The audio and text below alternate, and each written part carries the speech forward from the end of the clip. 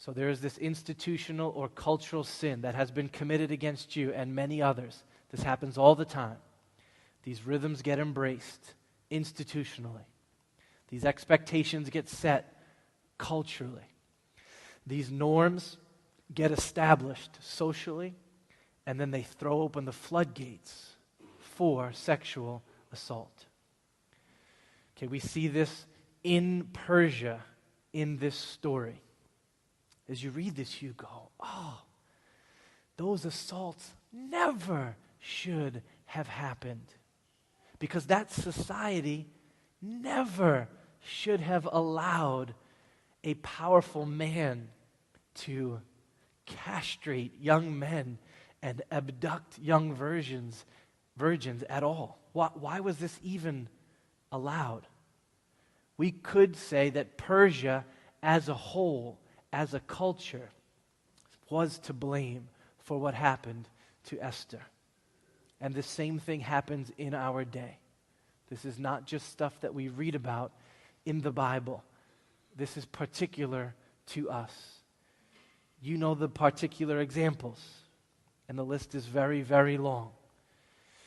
I'm more helpful to you if I walk through the particulars than if I don't, so let's do that.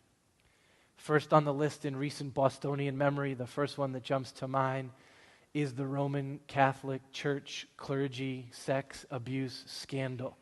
We have lived through this. Sexual assault was widespread for a generation or more. And that was not the altar boys or the choir girls' fault. It wasn't. This was institutional sin. Do you know what I mean by this? This was an institution refusing to discipline pedophile priests, refusing to do it. This was an institution forbidding clergy to marriage, forbidding it, giving them a marriage bed that would be honorable, saying no. This was an institution that shuffled perverts from one parish to the next, to the next, to the next. This was an institution that worked to hush victims up. This is institutional sin enabling sexual assault. All right, similar things have happened in all kinds of churches. We know that, right? I grew up in one. Totally unbeknownst to us, but we lived through this whole story at what used to be Parkway Christian Center over in Revere. This culture of power gets formed, refusing to hold authorities accountable. Young people come forward to report sexual misconduct and assault, and the church's only advice to them is understand, forgive, let it go, stop exaggerating. That is an institution enabling sin. We see this with our educational institutions. Many of you have lived there and suffered the consequences. We have college after college after college setting up co-ed dorms with co-ed showers, looking the other way at alcohol on campus, authorizing fraternities and sororities and their lifestyles and their parties, doing classes on sexually perverse topics and treating them as normal as a poetry class.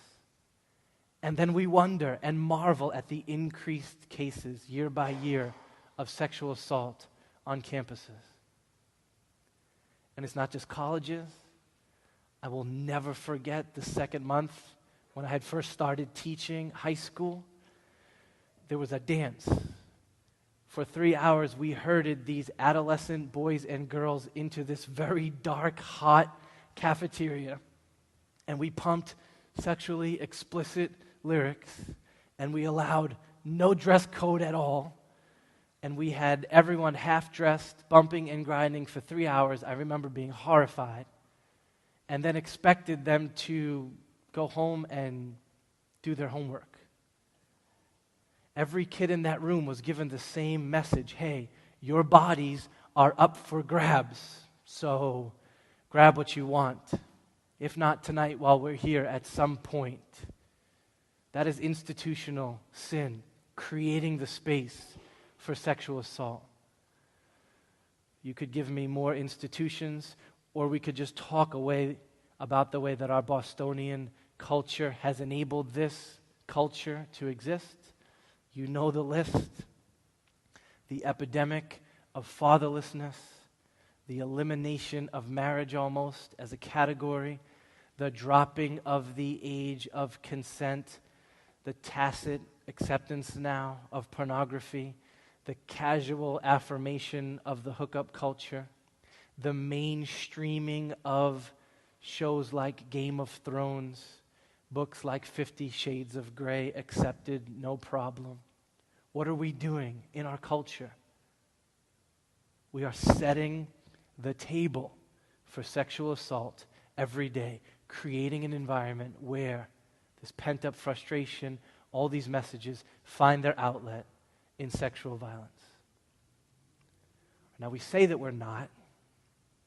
Most of my friends, outside of 7 Mile Road, the people that I work with, that I play ball with, would be highly offended at my last 5 minutes to insinuate that any of those things have anything to do with sexual assault. I remember reading the comments of the woman who wrote 50 Shades of Grey, and she just said, yeah, I liked the vampire books, but I needed something a little more, risque and mature, as if it was perfectly innocent because she was a grown-up. See, we say that all of these things are just enlightened forms of sexual expression for the mature and for the consenting. But you know that that's not the way that this works. Once a culture removes the beautiful, God-given fences of marriage and commitment and fidelity and fruitfulness from the practice of sexuality, wolves inevitably rush in and people get hurt. That is institutional sin. You've been sinned against like that.